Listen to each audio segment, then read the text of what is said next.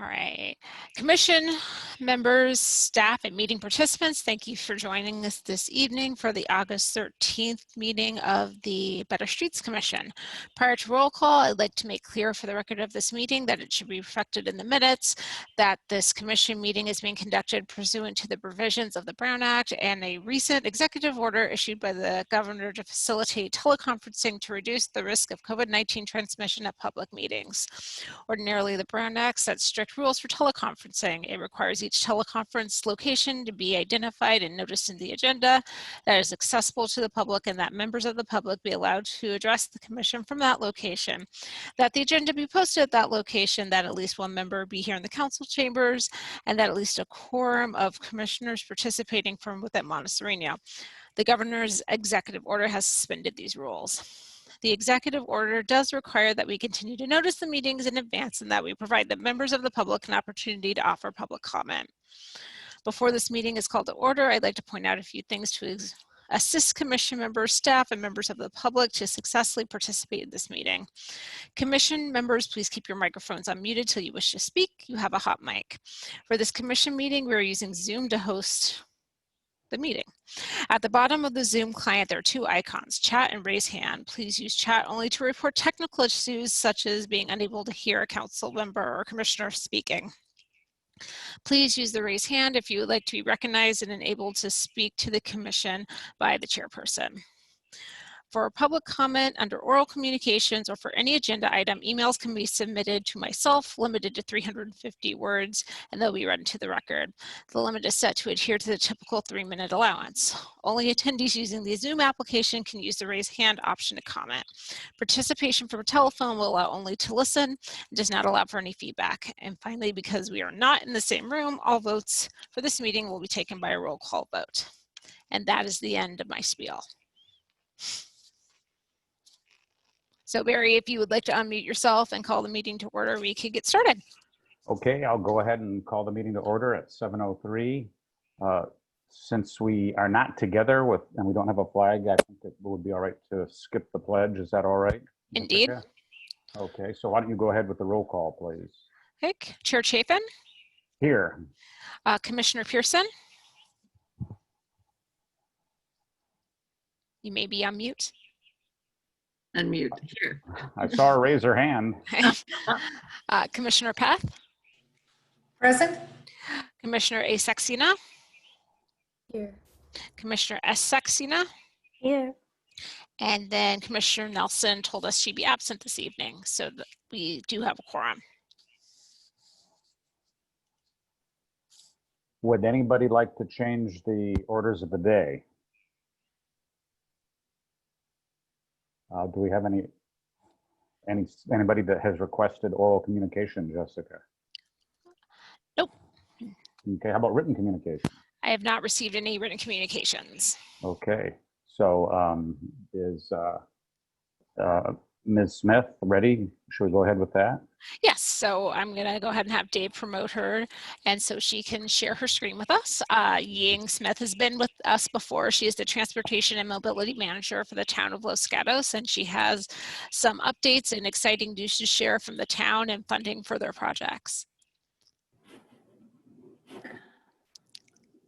Good evening, commissioners. Want to first make sure you can hear me, and I'm going to share my screen for the PowerPoint presentation. Jessica, I can hear you clearly. Okay, thank you. I haven't seen the option to share my screen. Oh, here we go. Okay. And first, thank you so much for having me here. Hopefully in a minute you can see the screen here. And yeah, I like to provide you an update on two of the very exciting projects the town is working on. And one of them actually is a joint project between the city of Monte Sereno and the town. So we're going to cover two projects. One is the Highway 17 biped overcrossing. The second one is the Winchester Boulevard Bikeway. And the first one, I think last time I touched on this briefly. This is along the existing Blossom Hill Road.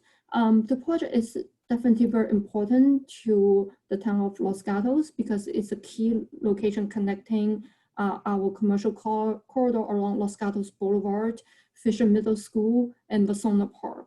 And we think it's also important for many Monte Sereno residents because how the school district boundary line works is all your middle school students from Monte Sereno will have to cross this barrier. And many of them actually even today, well, I mean, pre-COVID, they bike or walk to Fisher. And we have very, very strong counts from on this bridge. And many of you know the current bridge is very narrow and there's no bike lane and the sidewalk is barely sufficient. When we started, we took a step-by-step process. We started a so-called feasibility study to see what is feasible for us to improve this location. We start out by looking at 3 alignment alternatives. One is a bridge, a separate bridge for bike path connecting to Nino that will connect to the back of Fisher. And that project is identified in the bike path master plan. The second alternative is a separate bridge along Blossom Hill Road. And the third alternative is to widen the current Blossom Hill Road bridge only for bicycles and pedestrians. And we went through our community outreach process. We did a lot of engineering work. And based on this set of criteria, the community feedback, and also because Caltrans owns the bridge, because it's over 17, Caltrans has a lot of input. We look at how people travel today and where they're going today. And we look at some environmental impacts, utilities, right-of-way, geotech, and also like impacts on the trees and the visual impact, of course, as well as cost. Kind of long story short, took us quite some time to get to this point. We identified the best alternative is to build a separate bridge for bicycles and pedestrians just south of Blossom Hill.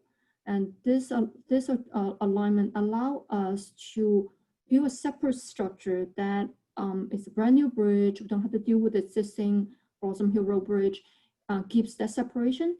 And also it really match up with how people prefer to travel today and where the major destinations are. So we are just wrapping up the feasibility study. And so we still have to go through final design. And I actually want to share with you, many of you heard, we have received $2.75 million of Measure B funding to enter final design. So that's really good news. That keeps the project going. And want to just share a little bit of details on this alignment we're looking at. So we consider how people use it and the type of users. We really went based on our survey, while counts are very high, and we see a wide range of users from school-age students, like 6th graders or younger, and families, and then people at different ages and different abilities, because this is really a key location for people to cross over 17 to either side. Then we had to consider how wide we want the bridge to be. One thing we did was we look at many of the existing bridges. They're about 10 to 12 feet. For example, the Mary Avenue Bridge, many of you in Cupertino, many of you are familiar with that. That's only at 12 feet wide. But it's a very, very good structure. The trend has been going to provide more space because so many people, bicycle and pedestrian, want to be able to separate them. So to avoid that kind of conflict like we see on the Los Gatos Quick Trail today. And we see some examples that are under design. They're going to wider, the 18 to 20 foot wide bridge to really allow us to separate the different user groups and different directions. So our, the team's recommendation is to build, we call this enhanced width, is 16 to 20. And we want to give ourselves a little bit of wiggle room here, not to nail things too specific. And the final design, how wide the bridge will be and how we allocate the space will be decided in the next phase. I just want to quickly show you, like that's one of the data points we use. The Blossom Hill count was done right before, in the middle of March, right before COVID-19. And our afternoon count is at 258. It is 1 hour, 60 minutes. When we compare to a few other bridges, there are, then we can gather data. I mentioned the Mary Avenue Bridge. That kind of gives us an idea of when we look at the infrastructure being so wide, how can it accommodate the number of users? So we compare those two, and our count is higher than any of the three examples. That really helps us to decide, well, we don't want to just settle for just a standard width. The town's Complete Streets and Transportation Commission also gave us the input. They really want us to just think long term, not to settle for something that is maybe sufficient for today, but we'll have that kind of user conflict in the future. So those are kind of our key recommendations. Then we'll look at the bridge types. Just one caution, we are not at this stage to decide which one. We're looking at 3. This is the first example. We want to narrow down to the 3 to make sure they are all feasible and appropriate for this location. So the first one is a concrete, which is a very typical one. It's right here. This example is north of us on over 17. This is in Campbell, just north of 85. So this is a concrete bridge. This bridge is actually built many years ago. It's pretty plain looking. We have seen some new examples that are concrete bridges. They are, you can add more design details to make it look more interesting. So this is what it looks like. This is one type. The second type is a steel truss bridge. It is a little bit more expensive. And the examples we have here, they're the 2 bridges in Mountain View. And many of you you're very familiar with those locations. And also is very appropriate for our location. The third one is an arch. It's also a steel bridge. And the example we have here is this is in Berkeley. And this one is, many people say is prettier. It allows us to have a more open, that kind of design. And also the good thing is it doesn't require column in the middle of the freeway. Here we want to kind of have a little bit of teasers because people really, they're excited about the architecture design of the bridge. And we want to narrow down to this 3.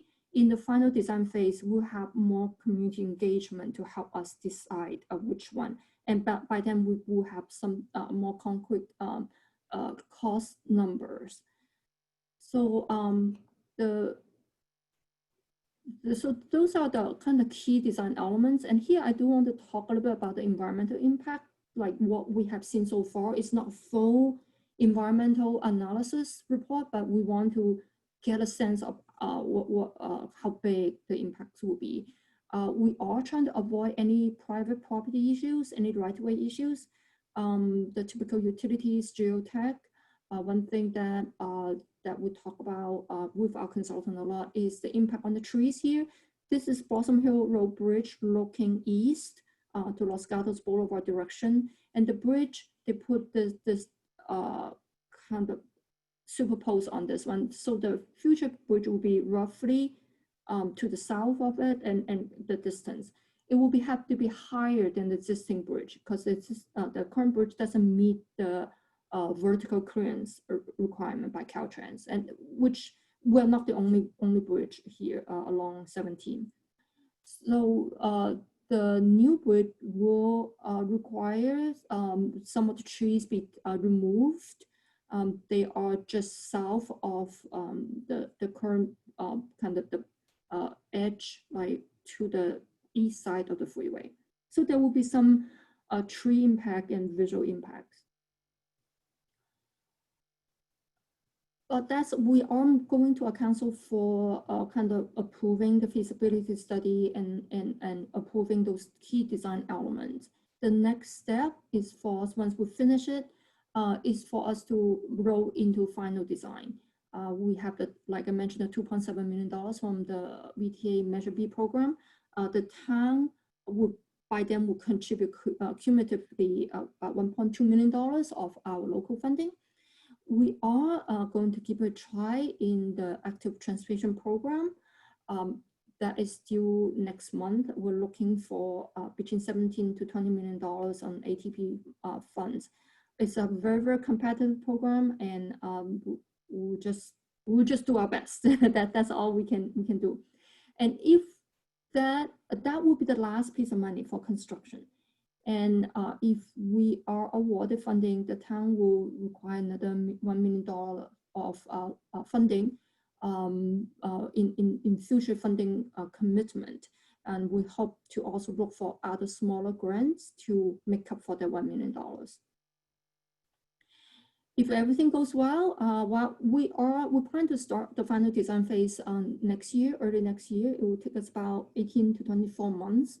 And if we get the construction money by then, in roughly 2024, we'll roll into construction. And this is a very, very ambitious schedule. I would say we'll do construction in 2025 and get it done by December 2025.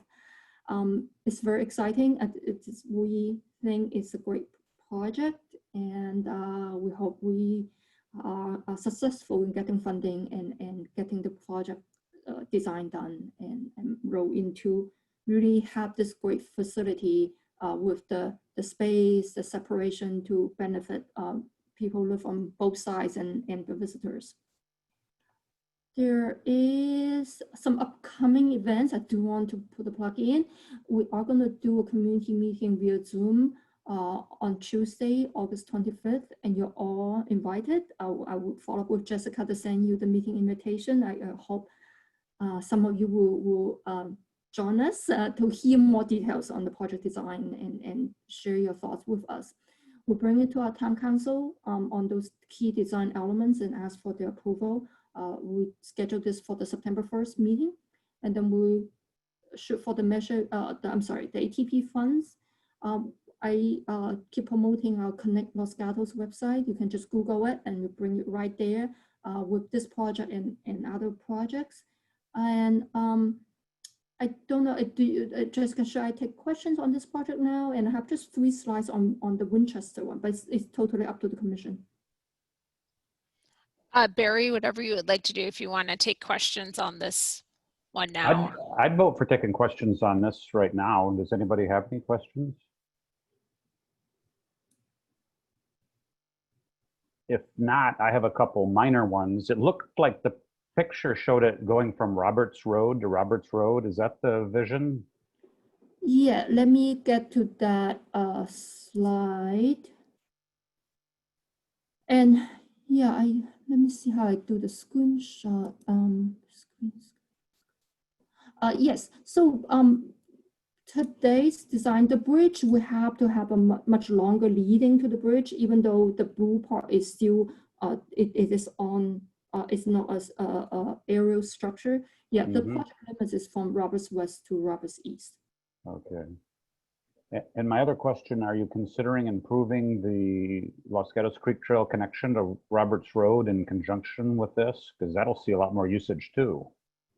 Yeah, we hear also, yeah, we have heard that comment, and the current connection on Roberts Road is not the best. Let me put it that way.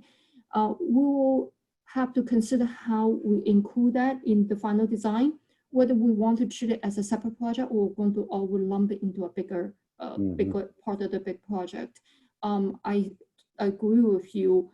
Currently, that connection gets a lot of use already. And when we improve this, we hope many more people will use it. Then really creates more of a need to make that connection better. Appreciate your comment. We will definitely consider that when we roll into the final design. Okay, thank you. No other questions? Okay. Actually, I do, Barry. Okay. Yeah, and I'm sorry, my internet connection, I keep saying it's dropping out, so I missed the last part of Barry's comments, but If this doesn't have a good connection to the Los Gatos Creek Trail, I see a real dangerous intersection down there at Roberts Road, right across from Vasona. You know, when you have the crosswalk there, you have people trying to get across to that Roberts, to the trail entrance on Roberts Road.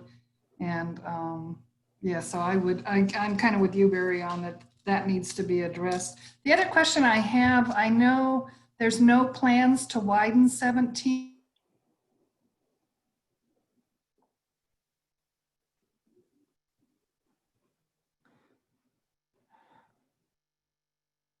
Is it going to take into consideration possible future lane expansion on 17?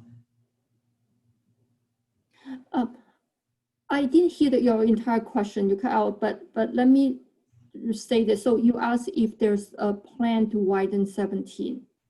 No, I asked if there's a plan for this bridge to take into account that 17 might be, you know, expanded in the future.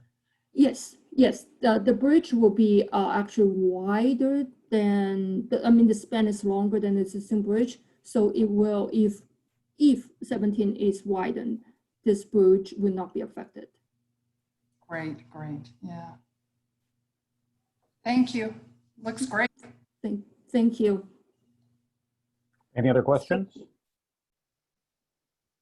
Okay, go ahead and go on, Yang. That was very interesting. Thank you, appreciate your input. Yeah, just very quick. The next one is the Winchester Boulevard project. We actually have two projects going on. It's a bit confusing, but actually both projects are actually joined, even though it's, the town initiated the projects. We have the support as well as commitment from the city of Monte Sereno, because you know the Winchester Boulevard is borders the two agencies. So it is, they're both joint projects. Let me put it that way, the Winchester Complete Streets project is a little bit longer term. We have done some conceptual engineering work, but now, and we got Measure B funding, about $1.7 million to support the final design. But we are now, the current one is a bike project. So this project will be a more like a longer term project for us. I think in the best case, we'll start the final design in 2022. But what I really want to talk about is a Class 4 bike lane project. So what we're building now, this project is going to be coupled with the street resurfacing project that the town intends to take on next summer, do the construction work next summer. So we think it's a good opportunity for us to do two projects at once. While we resurface the street, we put in a Class 4 bike lane, which is the protected bike lane, like what we have on Blossom Hill Road, east of Highway 17 bridge. So what we're using is, the street is very wide. We really just want to maximize the width we have, and by allocate the space to create that kind of wider and separated bicycle facility. The limits are from Blossom Hill Road to Albright Way. And what we're also proposing is to remove one northbound lane, because currently, for the most part, it's a two northbound lane and one southbound, which kind of doesn't make much sense. It's just there. So we want to also remove the northbound lane and kind of a way to encourage slower speed, because the speeding is a concern. Is both a perception and reality. And so that way we can create this separated bike facility to encourage more people using it, and have eventually, when we do the Complete Streets project, allows us to do some streetscaping. There will be some impact on summer parking, mostly north of Blossom Hill Road, on the east side of the street, and it's probably not the city's concern, but it will affect some of the some residential areas. We will look at a few intersection improvements to facilitate the crossing by walkers and bikers. And what I have here is just one really draft concept at the Daves Avenue intersection. And you can see actually a very interesting design. So the class 4 bike lane, this is like kind of green striping plus the boulders to separate the bike lane from the car lanes. The high visibility crosswalk is already there. What is interesting at this intersection is how bikes cross that intersection to the west side of the street. The one concept is to do more like a half protected intersection by putting a median to actually first take out the right turn lane and force all the cars to really slow down to make that turn. But that allows us to have the space to put in the class 4 bike lane and also allows us a little bit more protection for the pedestrians who are waiting to cross that intersection. We have seen in the morning, there are like a very good number of students, especially waiting to cross cross Dave's Avenue. And the current space is really, really tight and the cars can whip around the corner rather fast. So we think by doing this improvement at the intersection will help really give the pedestrians more space and give the cyclists more space. There will be probably will hear some complaints when things are back to normal because that intersection can get a little bit jammed up in the morning. But we think it's the opportunity for us to make walking and biking better.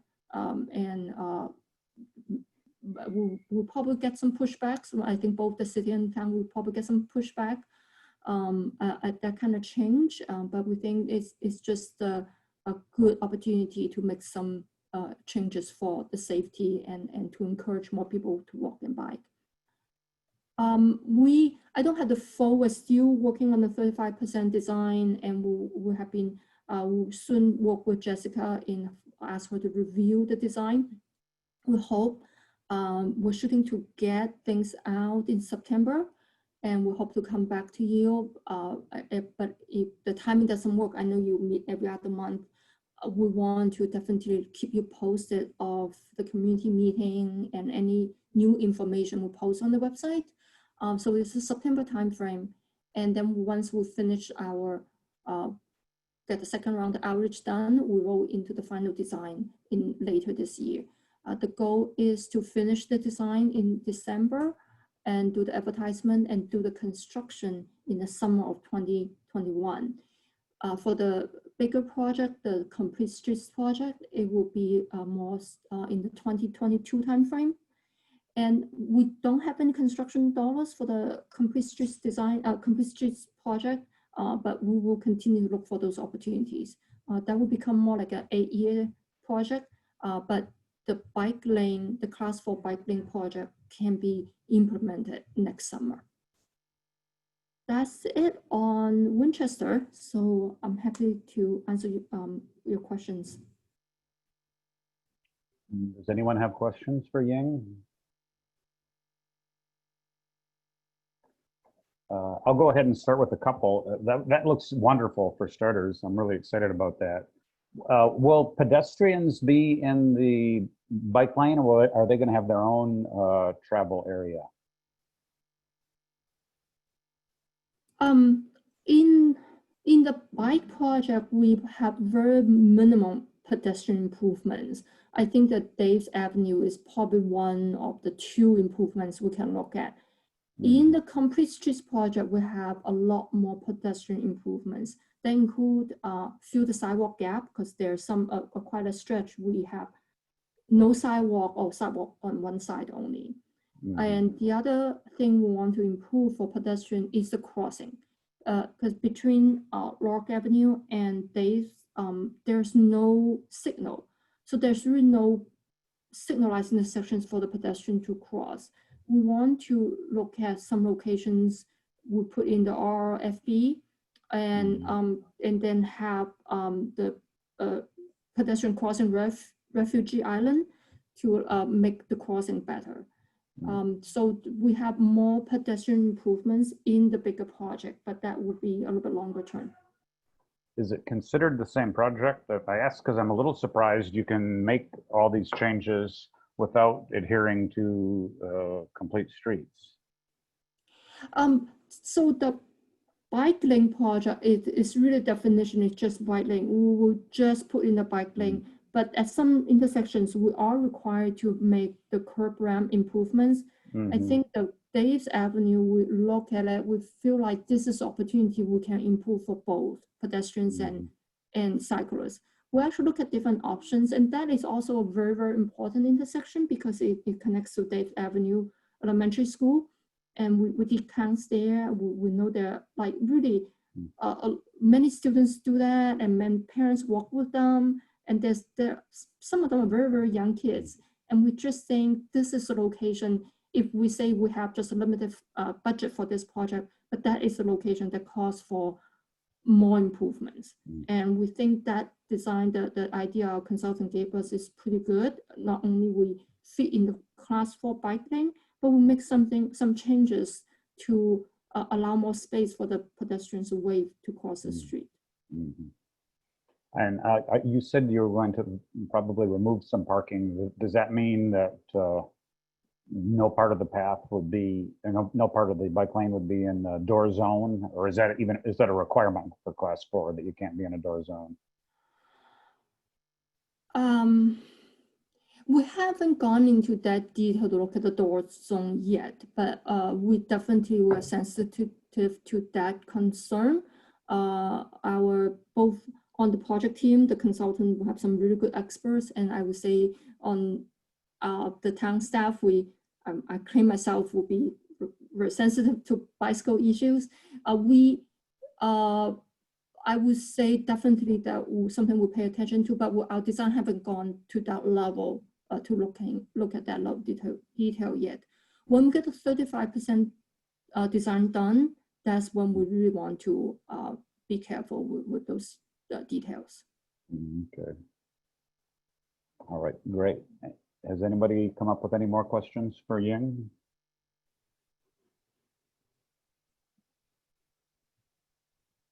All right, well, I just thought of one more. We saw a presentation at the VTA, Bicycle and Pedestrian Advisory Committee, on the future vision of bicycle superhighways. I don't know if you're familiar with that, but it actually shows that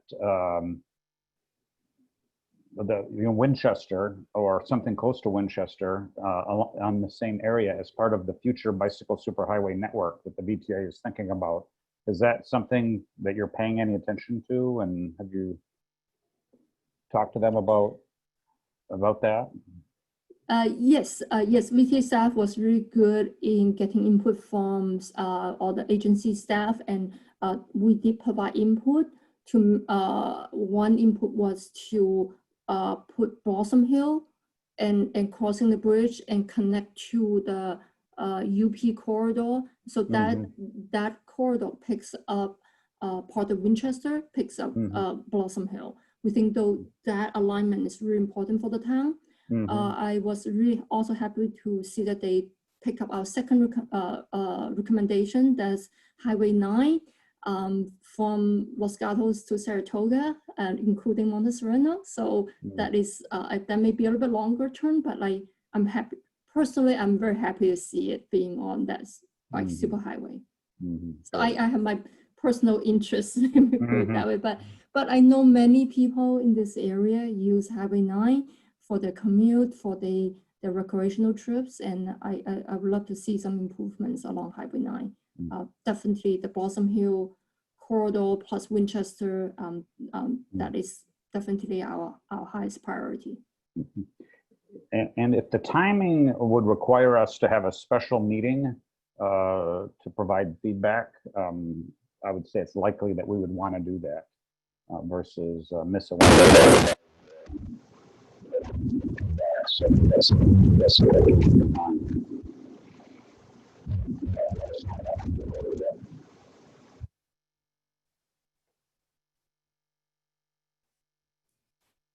Otherwise, if there's no questions, thank you very much. Yeah, thank you all for your input.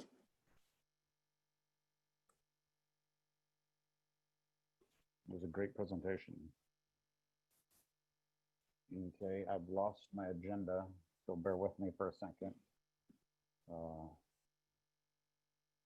Next is the minutes from the last meeting. If unless somebody would like to make changes to the minutes, somebody could go ahead and make a motion that we approve the minutes from the last meeting.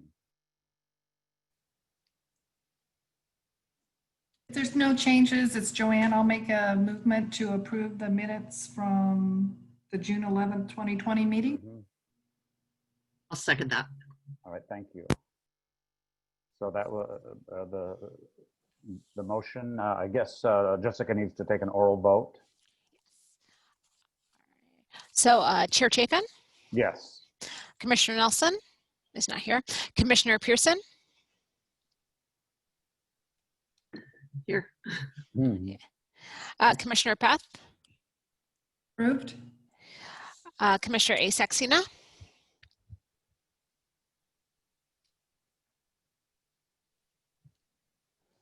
Commissioner S. Saxena, Yes. Rishi, are you still there? Yeah, sorry. I think my video didn't go through. Oh. I approve. Yeah. Good. All right. Motion passes. Okay, great, thank you. New business, Highway 9 user safety. Joanne had requested, and I think it was a good idea to look at the old plan for the pedestrian improvements along Highway 9. And Jessica was going to update us on that. And hopefully give us a little more background information, because I struggle to remember exactly what the history of this thing is and how it's coming to fruition right now. Hold on, just give me, I have a couple slides for this meeting just for your information. So we're just pulling that up right now. Oh, I'm sorry, the meeting slides. I will say that unfortunately I don't have as robust of an update as I wish I would have today. Caltrans moves at a snail's pace, and we just recently got permission to even go do a survey on Highway 9. So I don't have updated plans, but we do have a design contract with the original engineers of the walkway to complete an updated engineering plan for completion of the planned walkway from several years ago. They're going out and doing a survey. By our next meeting, we should have updated plans to current standards. The visual we have up here is the piece basically that is missing that we're talking about. In the agenda packet, I included these plans that were actually part of phase 2 but got taken out because it was too expensive at the time to complete. So I'm not sure if you all had any questions or you just wanted to discuss the Highway 9 user safety in general, but that is unfortunately as much of an update as I have for you on this project.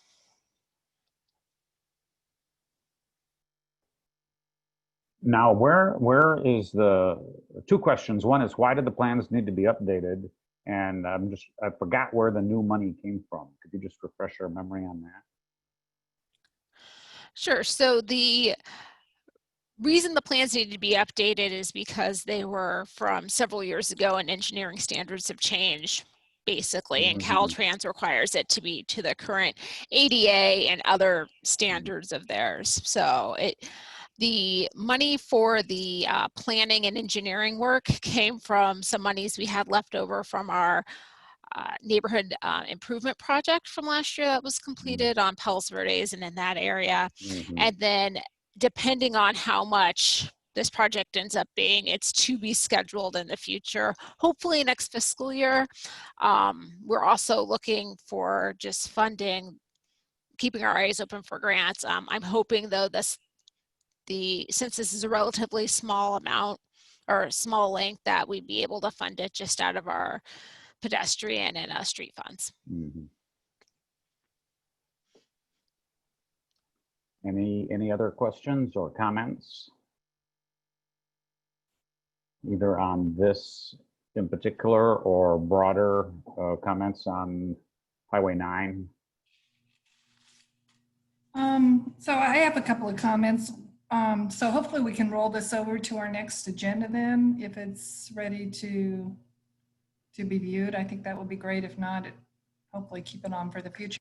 The other thing is, Barry, you know, you had brought the statistics on down at, in front of the fire station there at Austin Way. Mm-hmm. Are we still, you know, watching that or, you know, yeah, I know you're in the bicycle loop. What can we do to look at improvements, or is that something in the future if there's that, the superhighway? Well, that's certainly an opportunity.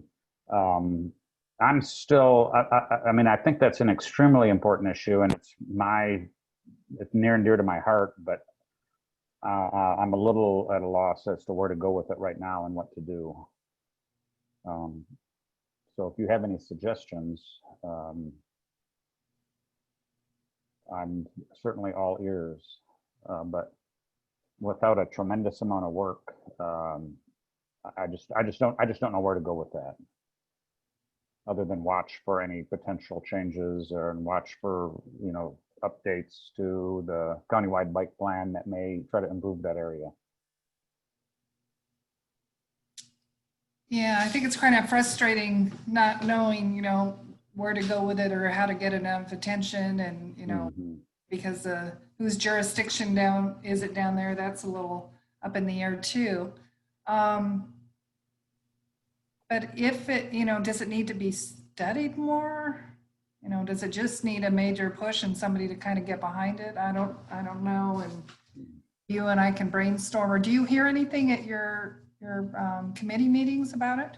No, nothing specifically about that in terms of the VTA BPAC. No, other than it shows up on, you know, the Measure B list of potential projects, because it's on this countywide bike plan. It was on this this potential bicycle superhighway plan that they talked about just yesterday, and so it's capable of getting grants because it's on all these plans or visions, but there's really nothing specific at all that has been talked about for that area.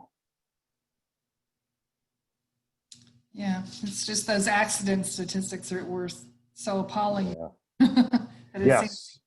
like it needs to be addressed. Yeah. Yes. So I think I kind of like to at least keep it on our agenda so that we're always thinking about it. And if we get any ideas or we see any opportunity, we won't forget to take advantage of it. That's the main thing I'm thinking right now. Okay. Sounds good. Thank you. Do you have any additional thoughts on that, Jessica? No, I would just also reiterate that, yeah, the Highway 9 is on every county-wide plan there is, which makes it eligible for funding if there ever is a discrete project that either the county or Saratoga or that the city comes up with, that it's definitely eligible for money that's out there. Mm-hmm. So I guess, I mean, we could somehow push for a study, but I mean, it would take a lot more than just Monte Sereno to do it. So I don't feel comfortable that it's something I could, the multi-jurisdictional thing that I could drive, at least not at this point in time. Well, and I think it would be hard to do it with the current pandemic and the limited accessibility to. But I agree. I think it can be done and it can be pushed. You know, it has to come, but you have to work this pretty hard to get some movement on it. So I think, yeah, maybe you and I can talk about that in the future when we get past everything being shut down and how to maybe share it. The committee wants to work on, or a few of us anyway, be willing to. Okay, well, I appreciate you sharing my concern and also, you know, keeping it in front of us so that we don't forget about it, because it is very important. Okay, thank you. I'd just like to add that I totally agree with what you guys are saying. And well, thank you. Yes. So let's just keep it in mind now. Keep it on as a line item on the agenda, and try to think about things we can do, and always, us and Jessica, always be on a lookout for opportunities. Would it help if we contact maybe Saratoga City Council it is a concern there too. Would it help to make a push if we joined forces with them?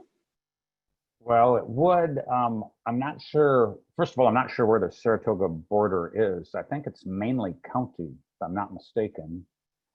And I also did reach out to the chair of the Trails Committee there in Saratoga, and the Trails Committee actually takes care of bicycle and pedestrian activity in the town. And to be honest, he wasn't very, responsive. He said, that they did this plan, which is the one that Jessica had just talked about, and so they already did something a few years ago to improve Highway 9, and Saratoga put a lot of effort into that. So, I mean, if you have contacts over there and you think you could possibly get some support, that would be great. I have made some effort to try to do that without much luck. Not a lot of effort, but I definitely have tried. So one of the city council member of Saratoga is running for Congress. I'm sure you must have seen the bill, the material, the campaign material here and there. And he came, I think, few months back, he came and talked at the city council meeting about water rates, and that's his pet project, very close to his heart. But I'm pretty sure since he's looking for more votes and covering more grounds, would it make sense? Like maybe we bring it to his attention. Highway 9 is somehow concerned for Saratoga too, and accidents happen, and I'm pretty sure their people are getting impacted also. So would it be any help, like if one of us reach out to him and see if he can make a push here and there? Sure, that would probably be worthwhile. Do you happen to know him well? I know him well, but yes, we have crossed paths a couple of times. So I wouldn't mind sending him an email and asking if I can get more details from Jessica, what exactly to ask and what we are looking for here. And maybe it's worth a shot. Let's see what he does. Okay, that would be great. That would be awesome. I mean, he's definitely a gung-ho guy in many areas. So. That's good. So Jessica, I would need your help to just understand what exactly to ask so we know that we are on point. I can absolutely assist you with that. Thank you. Okay, well, thank you for offering to do that. That could potentially be very helpful. And if, at a minimum, it'll bring it to his attention that it's a concern. And so no matter what, there'll be some positive benefit. True. I think it might be great if you could share the accident statistic information that you brought to the meeting with her. And I know I was back in the early 2000s behind this project when it originally got started. And we were working with, McPherson was leaving and Maldonado was coming in, and they were, between them and Carl Guardino and then hitting up the different councils, that's how this got started. So I think that's an excellent place to start, is to kind of get it in front of the politicians. And so it's the hot spot and they know about it. Yeah. But those statistics you had were just appalling. So if he doesn't know them, it would be great to share that with him. Also, I'm just thinking out loud here about our own council. Jessica, have you ever observed any of our council members seem to be more sensitive than average to bicycle issues and might be amenable to having it be a priority? You know what I mean? I know, I do understand your question. I'm not off the top of my head.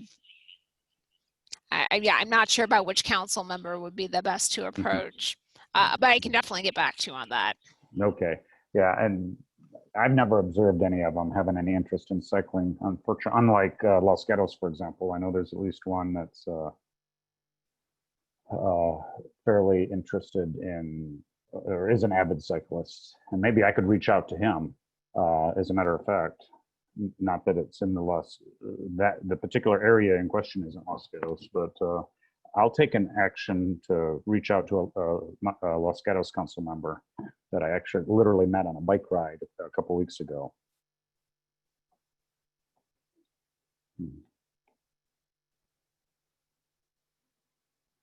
Okay. Anything else on this subject? All right. Well, Joanne, thank you for prompting us to do some things. Yeah, Um, keep my and- fingers crossed. We'll work on it. Okay. All right, let's move on to unfinished business, which is turn restrictions on Ridgecrest Avenue during the summer. And Jessica fairly recently sent out something I wrote up after talking to a bunch of people in my neighborhood.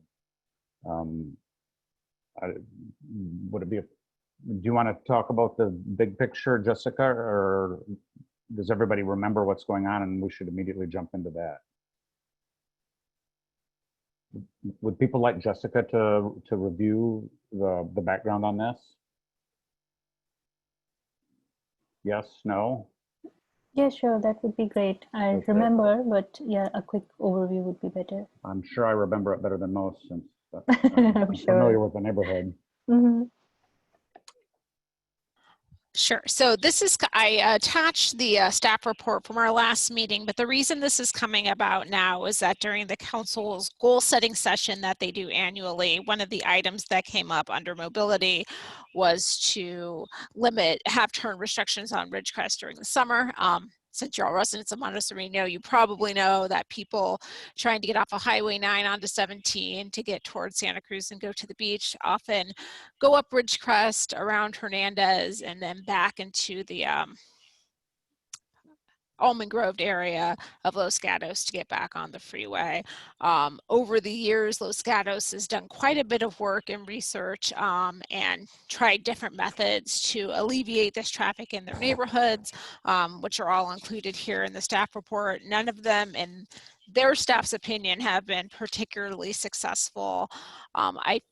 Obviously, this year due to COVID, the traffic patterns have been different than they have in prior years, but it is my understanding that they didn't have any intention of limiting any kind of restrictions on any of their streets this summer, just based on not having much success before. So the question here is, the only intersection that is really in our control of this traffic pattern is on Ridgecrest, and if we wanted to consider restricting that turn over the summertime, and we were starting here at the Better Streets Commission before we brought a recommendation to council. And I did include on a couple other slides the informal survey and information that Barry did, just in case you didn't get a chance to see it or the public didn't get a chance to see it on the agenda, so I can project that information as well.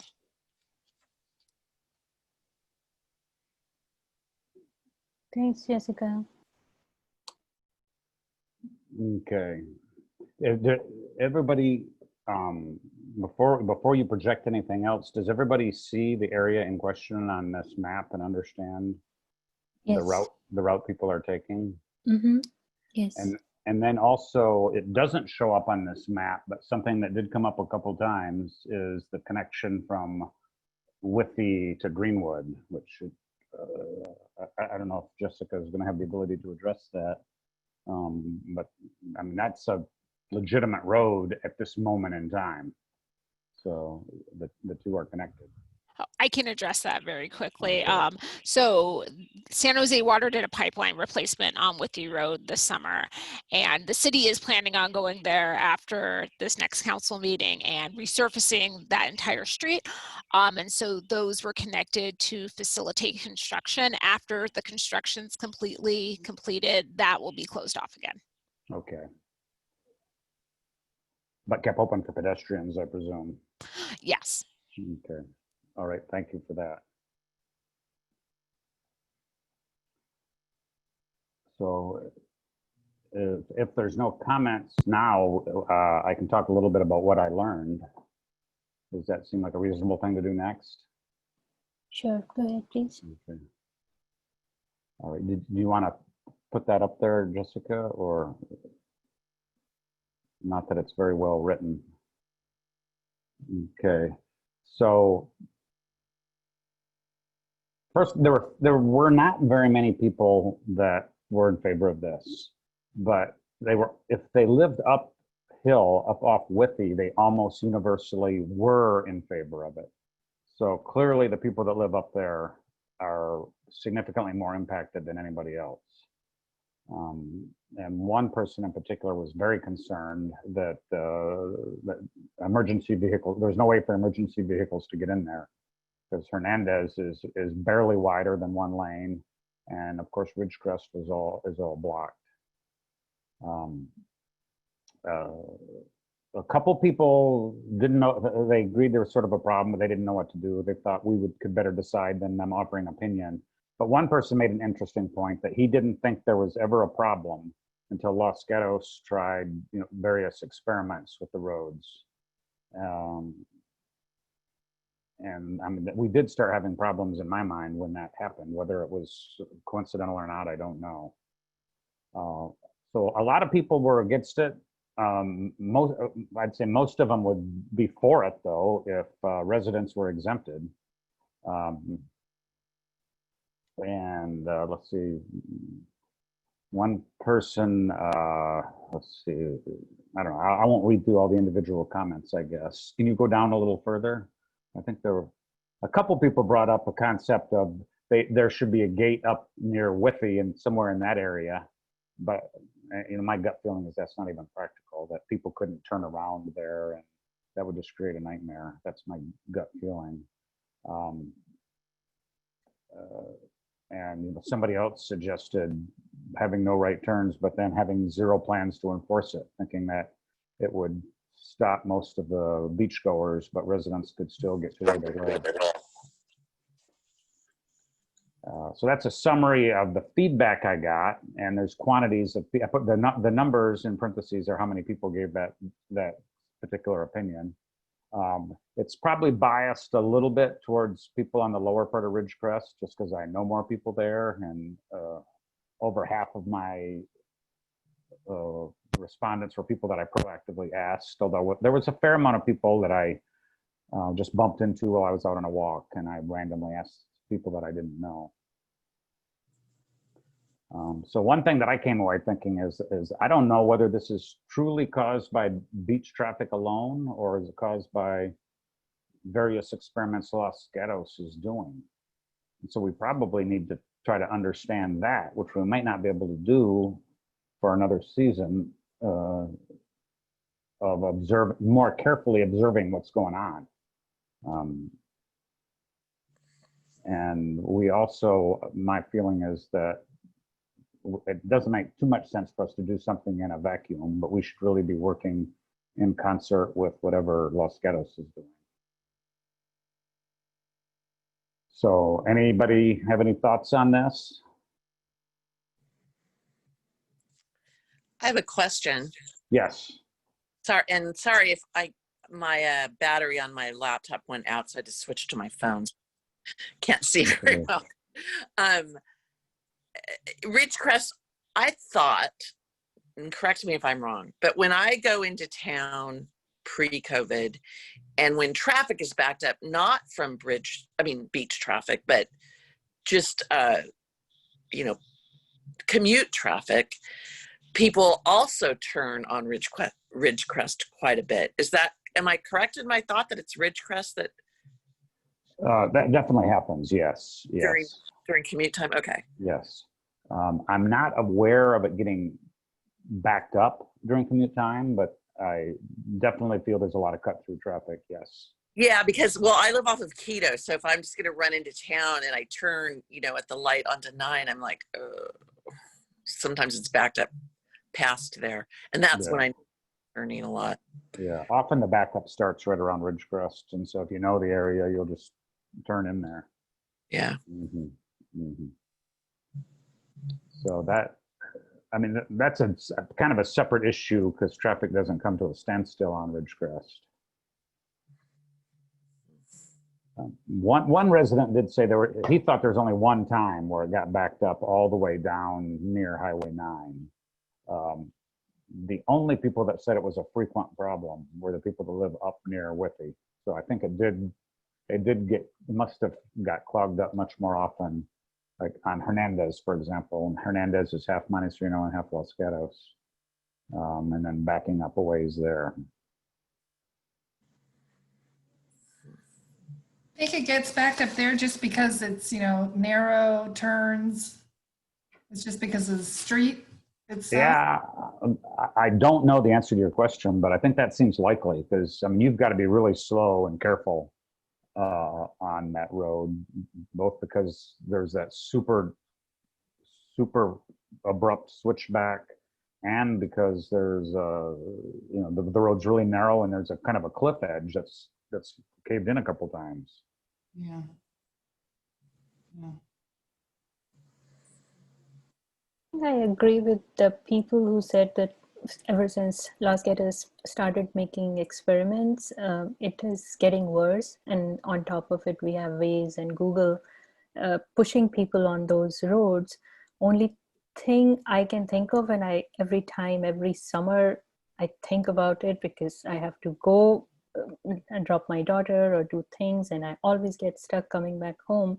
Is just we need to find a solution where all these apps just stop sending people to inner roads and maybe have bigger signs telling that please stay on 17, that's the fastest route, because no matter what else we do, it is going to inconvenience some or the other residents in some or the other street. And it is always dangerous when Ridgecrest and Withy, those are narrow roads, but I live here in Rose near town hall, but even my street sometimes have so much traffic, and the roads leading to my road are clogged up. So it just feels like emergency vehicle cannot come to this street, which is so wide. So I cannot even imagine what is happening up on the Ridgecrest and all those places when traffic gets so clogged up. So maybe we just need to work with Las Gatas town and all these big companies and just keep pushing the idea that they have to stop sending people on surface streets. So I have a question on the presentation, Jessica, that you put together on the second attachment at the end. Says, will the town, the questions and answers, will the town be restricting turns into the Almond Grove area on Tate, Massal, and Ridgecrest? And the answer is past resident feedback indicates that some Almond Grove residents like this idea and some residents do not. The town does not plan to implement this again this year, which I don't know if that means 2020. But so if they're not, yeah, I don't understand why we're examining this again. I know we did at our last meeting and we kind of said, Barry was very kind saying he'd get some feedback. And our recommendation was we didn't think this was a great idea. It sounds like Las Gatas is not pursuing it. So I'm just wondering where this project is coming from. Is it from the council, from the city manager, from Las Gatas is asking us to do something in our area? Well, you may recall, I was very curious about that myself. And so I went back and went through that portion of the city council meeting, which was a goal setting section. And the city manager just brought it up as something that we should look at, something they should look at and consider, the city council. And they all kind of looked at him and nobody said anything more than okay. Nobody said it's a good idea or a bad idea or it's a priority. The city manager thought it should be something to consider. And I don't think any city council person is a proponent of it or has strong feelings about it. So that's where it's coming from, by the way. It doesn't seem like it benefits the Monte Sereno residents, except maybe a few of them that might be supportive of it. Yeah, it wouldn't. It probably could potentially benefit people up on Withy, but people down low are going to complain loudly about it, which they did when it happened, when no turns were allowed a couple times 2 years ago. Yeah. So my gut feeling is the city manager coming from the Los Gatos council is just, that's something that they looked at, and he's looking at it from a Los Gatos perspective. Because I do think Los Gatos would see a lot more benefit from it than we would. Right.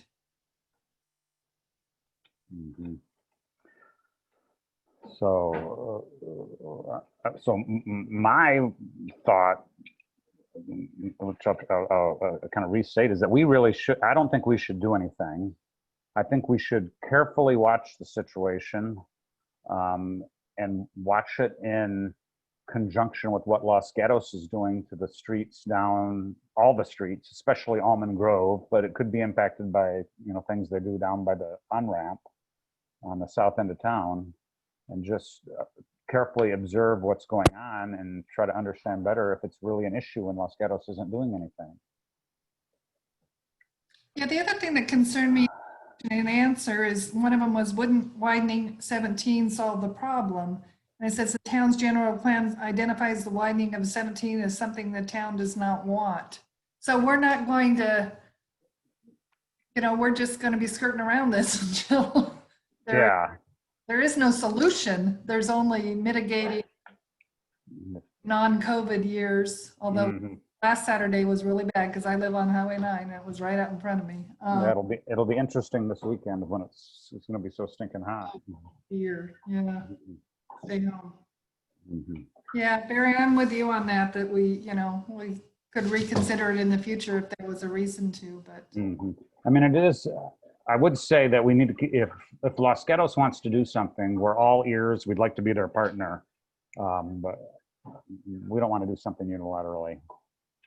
No, and it would have to be studied, and it'd have to be looked at, and which streets are the best ones to close, what hours do you do you do local residents only, or one do you what do you what are the options? And you'd have to have some engineers study it, I would think, and come up with some options to test on a test base.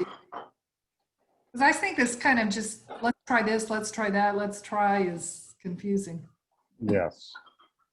Okay, well, if someone else has any thoughts,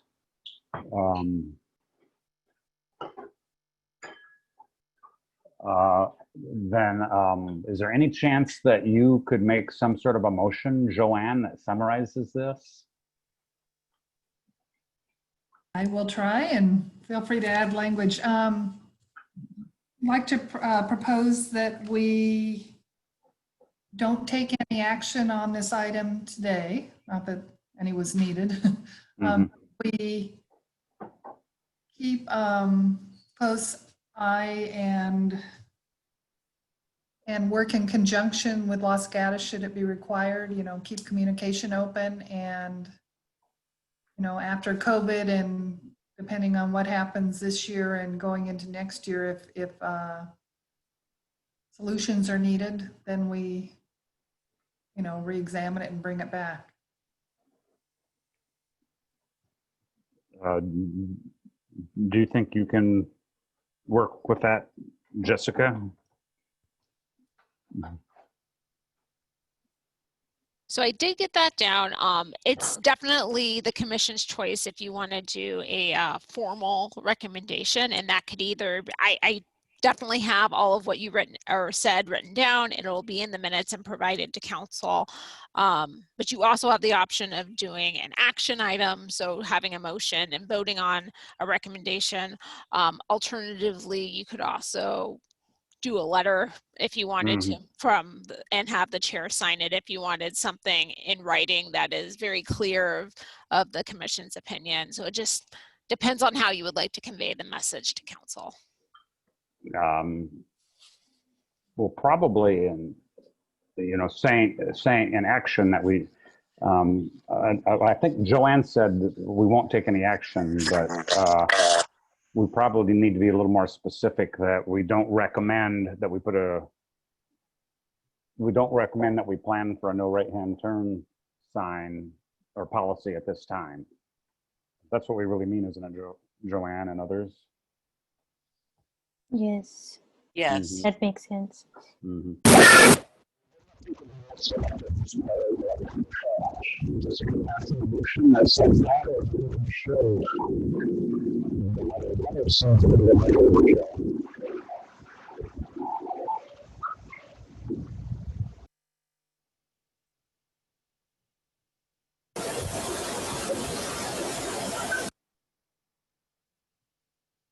Jessica? I'm sorry, Barry, if you said something that was very garbled on my Okay, end. Could you repeat that? my family just returned with some dessert, and so I had to change rooms. We're all coming over, don't worry. It's nothing special. They went to that yogurt shop downtown. Let's see. I mean, a letter seems a little strong, but just a clearly worded motion that we do not recommend any sort of, we do not recommend limiting right-hand turns on Ridgecrest at this time. That's our recommendation. Do you think that's sufficient? Jessica? Yes, if you want to make a motion and vote on that, that is Okay. very succinct, and with the information in the minutes, I think that's of how you came to that. I think that's very clear. Okay. Okay. So our motion is this time we do not recommend any turn restrictions on Ridgecrest to mitigate summer traffic. Yes. Yes. It would be nice to add unless you think it would just garble it, to add a couple additional sentences. So consistent with what John said,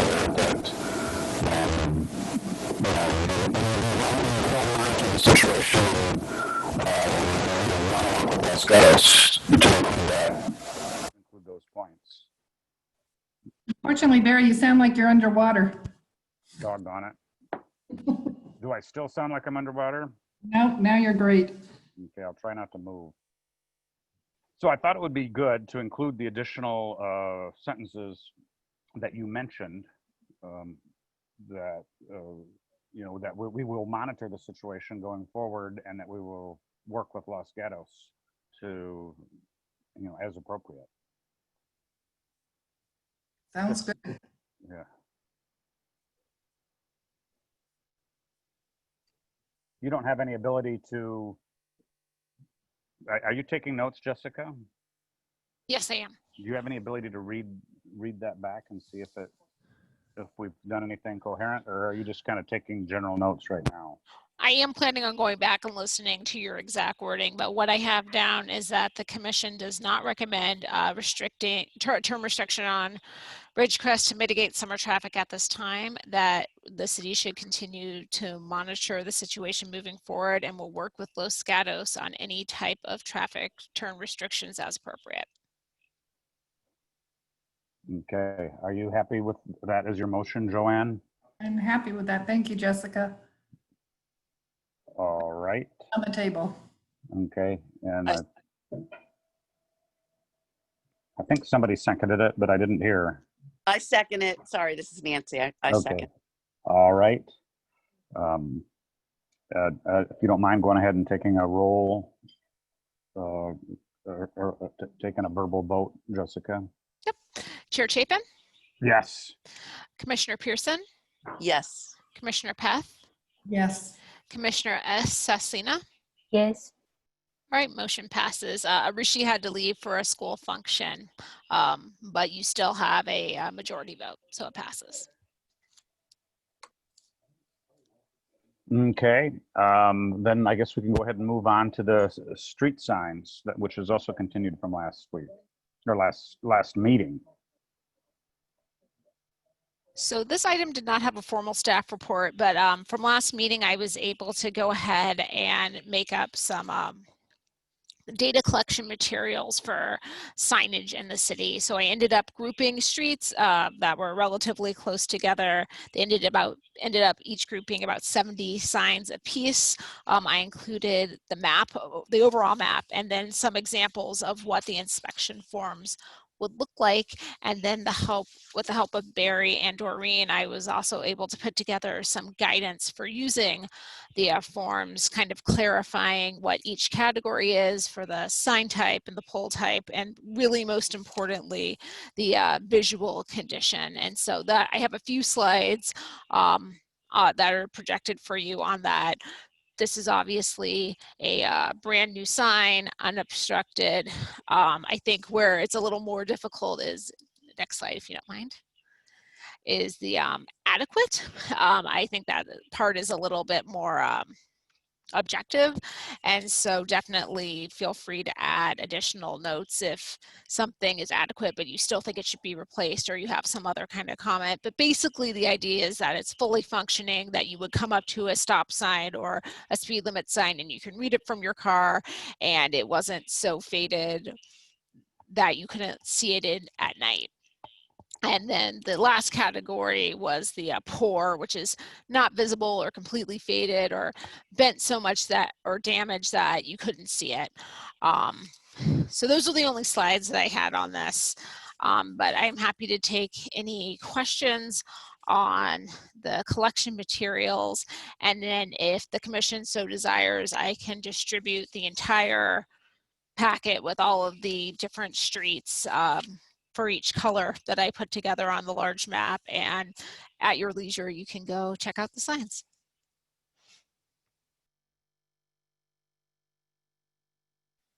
You're on mute, Barry. I moved everything. I couldn't even figure out how to unmute. Am I garbled or hearable? Uh-oh. No, we can hear you. Oh, you can hear me. Does anybody have any questions or comments? If not, I mean, everything sounds good. I'd say we just go ahead and move forward with it. I think I don't know if we have a project to assign these various regions, or is it obvious to everybody who would have what? Can you assign these? I don't know who's taking which area. Mm-hmm. Well, I had hoped to take the Ridgecrest area because I walk that area anyways. But if people, and I don't know where other people, other than Joanne, I don't really know where other people live. How are these decided? Because I'm just looking like, I didn't understand what that map was, but I'm kind of getting it now. Like the orange kind of is broken up by Dave's Avenue and then goes down Winchester. And so are they equal? Are they, how did they get figured out, I guess? They all have the approximate same number of signs. So there's about 70 signs in each grouping, and I tried to get them as close together geographically as possible. Okay. Yeah. I think it's a great idea. I've already seen some, and to tell you the truth, I've been taking photos with my phone, and then, I can't remember where they're from, so I can't email them to Jessica. So I think we need, there are some out there that need work. Yeah. Mm-hmm.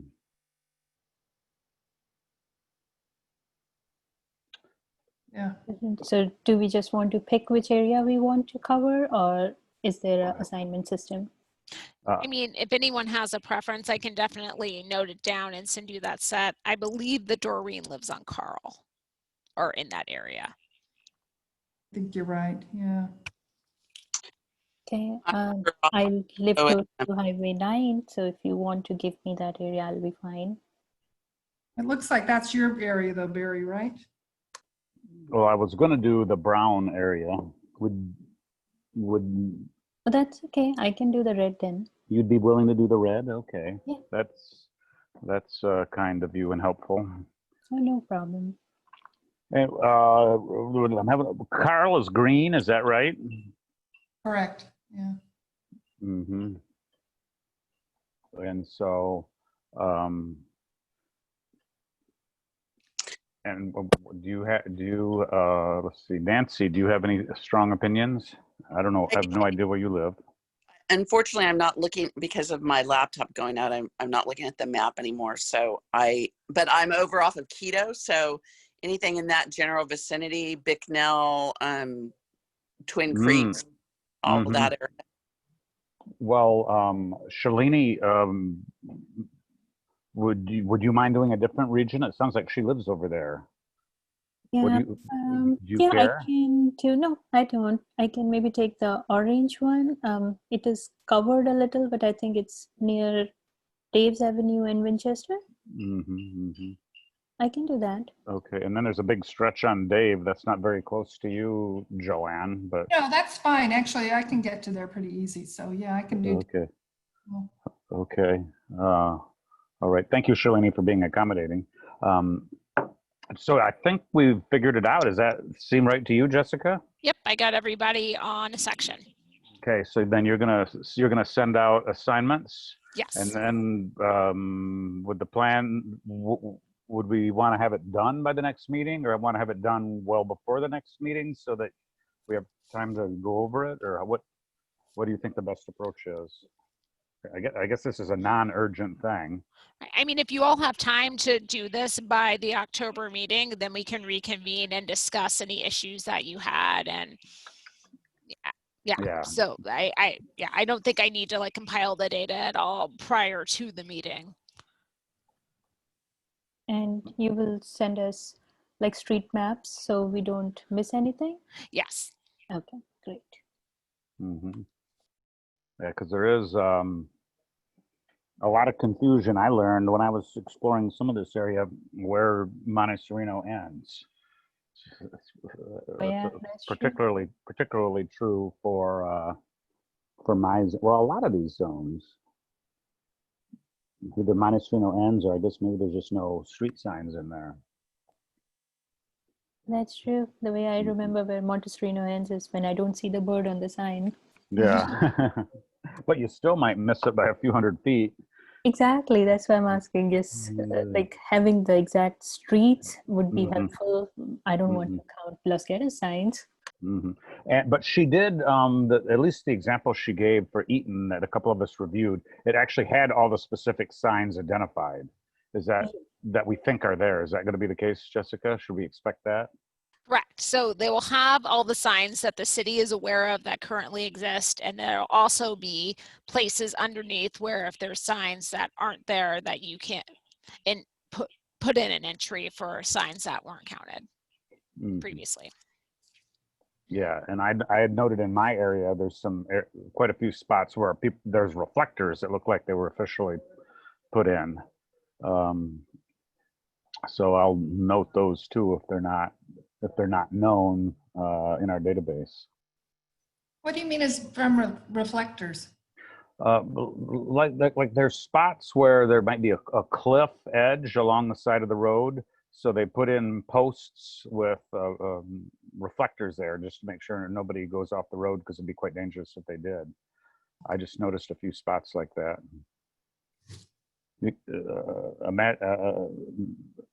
Withy is an example with quite a few of them. There's probably some on Hernandez also. Jessica, can I ask you a question? I know we talked about there, very limited sidewalks in Monte Sereno, but there are some. And at one point we talked about where are they and the condition of them. And I thought you had mentioned there was going to be an inventory done of those too. Am I remembering that correctly? Yes, with the last street assessment, the consultant also looked at the curb and gutter and the sidewalks in the city. Okay, because I was just thinking if it wasn't, that it'd be a great time to just kind of get a general sense if they're in good shape or not, but we don't need to worry about that then. Now, Jessica, I had asked you about, and you said you would address it, maybe this isn't the right time. A bunch of signs went in along Ridgecrest since our last meeting. I did have that noted to address in the engineer's report, but now's a fine time too. Oh, okay.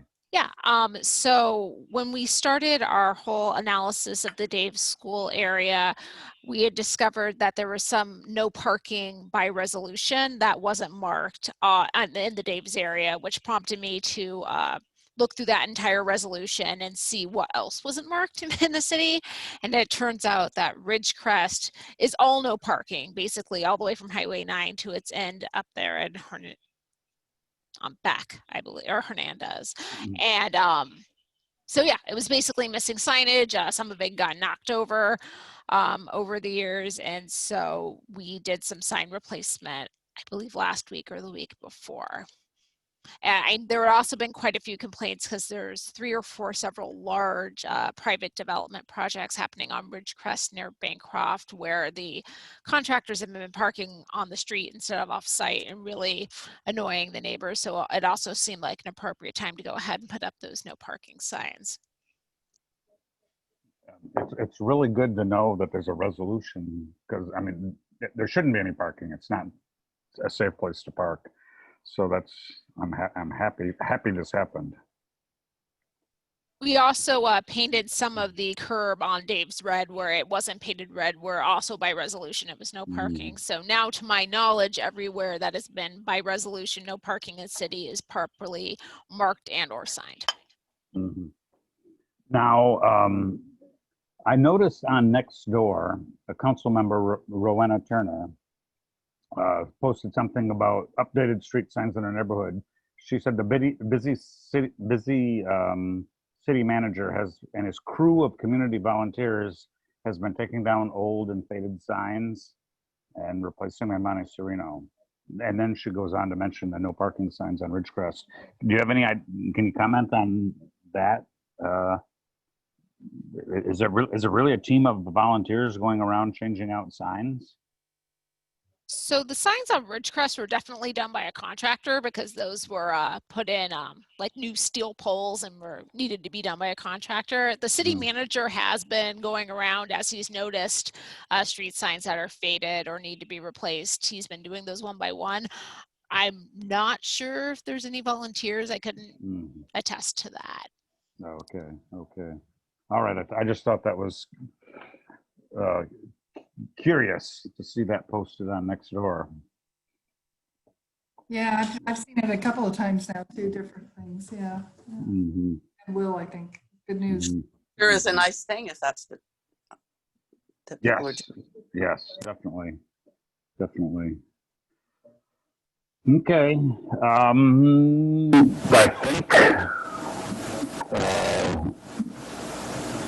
we're done with that, and I'm having trouble getting back to my agenda. If there's no other comments on this, then we're ready for the city engineer's report. Any more comments on street signs? I just want to ask one thing. I brought it up during last meeting too.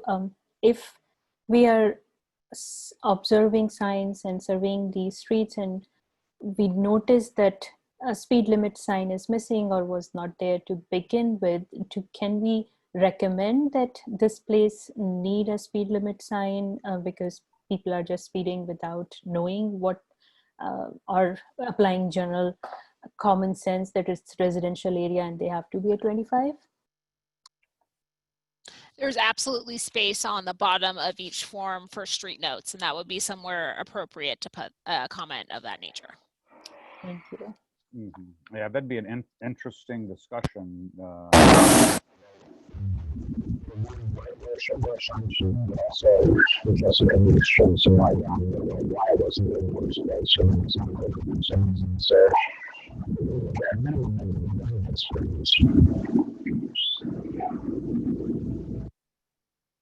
Okay, you want to go ahead? Water again. Pardon me? You were underwater again, at least Okay. what I could hear. I didn't say anything important. So let's go on to the engineer's report. Okay, I just have actually most of the stuff either Ying covered or the signage covered. I do have two small other items for the engineer report. One is that the traffic calming policy was adopted by council at their meeting last Tuesday.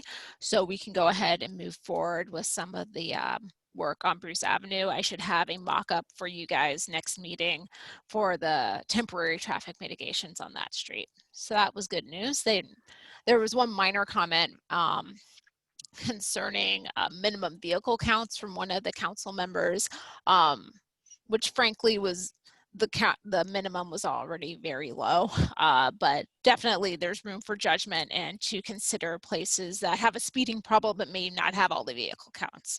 But yeah, it was adopted, and so that's really good news.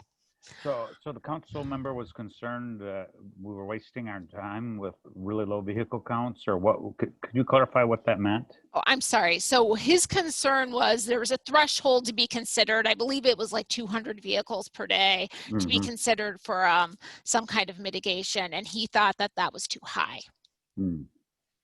And Frank, I mean, 200 for a through street, 200 counts a day, even for Monte Sereno, that's completely residential, is pretty easily obtainable. Okay. I don't even remember noticing that. Mhm. Yeah, most places it's like 1,000 or like 1,500 is the minimum. So I Mhm. think 500 or 200 is very, very low. Mhm. Well, that's good news. Feels like we really did something. Mainly with you doing all the work, Jessica, but definitely a feeling of accomplishment. Yeah, I know. I've already gotten some. I went ahead and posted it. It's on the engineering page of the city website, and I've gotten some interest from a couple other neighborhoods. And I told them, yeah, feel free to go out and survey your neighbors, and if you get the signatures, we can bring it to the Better Streets Commission. Mhm. So I wouldn't be surprised if we saw some of those in the coming months. That'll be fun, I think. Are we moving forward with Bruce then and having them do a signature thing, and or do we need to do some outreach to them about this? So we're not going to have them do the initial petition because we're kind of beyond that point with them. I'm going to come up with the draft mitigations, the temporary bumps and bollards that we were talking about. I'll bring that back to you guys. And then after that, we would do some kind of community meeting. I think that's a discussion to have with this group, just kind of considering COVID. And usually those type of meetings are better to have in person, but how long do we want to delay that kind of meeting since we don't know when we can have it in person? So I think that would be a good discussion for our October meeting. Now, is the October meeting something, are you going to need to provide notice to the residents for that? Are we going to have a bunch of people come want to talk to us at that point in time? Or I'm just wondering what our expectation should be. Because I feel like we won't be quite ready to respond to them because we will be seeing it ourselves for the first time. Right. So it will be noticed like a regular meeting, obviously be open to the public, but there would be no special noticing for that meeting to those residents until we had their community meeting. Okay. And maybe you'd be careful to word it so that it's obvious to anybody that lives in that neighborhood that there will be a community meeting in the future before any decisions were made. Gotcha. I just don't want to scare anybody. Right. Got it. A community. Sorry, I'm just writing this down. Okay. Then the last item I have for the engineer's report is that I wanted to let you all know that I will be out of the office from mid-October through February on maternity leave. So, Oh, yeah, so I'll be gone, but Congratulations. thank you. I know it's kind of hard. I haven't seen anybody. If you could see me, it will be obvious. But so we're going to go ahead. We're going to have our October meeting, and just kind of depending on where we end up, a different staff member would be doing the December meeting. And I'd be back for the February meeting. So as for on your end, it'll go on as usual. It's just you'll have someone else running the meetings. Congratulations. That's Thank you. wonderful. yes. Congratulations, Jessica. We'll miss you in the meeting. We certainly will. And that is all I had for the engineering report for today. Okay. And I would like to reiterate the one thing about if a special meeting is appropriate for the Winchester project, because it sounded like decisions might get made in September. Would most people be happy to attend that if that was our opportunity to provide input? Sure, I would. Yeah. Yes. Mm-hmm. So are you talking pretty frequently with Ying and you'd know what's going on there, Jessica? Yes, I'm part of their engineering group meeting for that project. So as Okay. soon as they have some plans and something to comment on, I will let you all know and we can arrange a special meeting. Okay. Okay. Thank you very much for doing that. Do you think that one thing we should look at is a few pages from the Los Gatos bike and pedestrian plan, the ones that show that.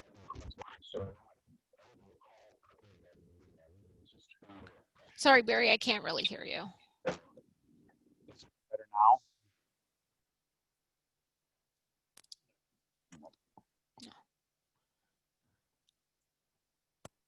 Nope. Can you hear me now? Yes. Okay. It was an agenda item for a future meeting. I'll send you an email. Okay. And I'll buy a new microphone. So if there's no other comments, we can go ahead and adjourn the meeting. All right, sounds good. All right, thank you very much. We're adjourned at 8:35. Thank you. All right, thank you all.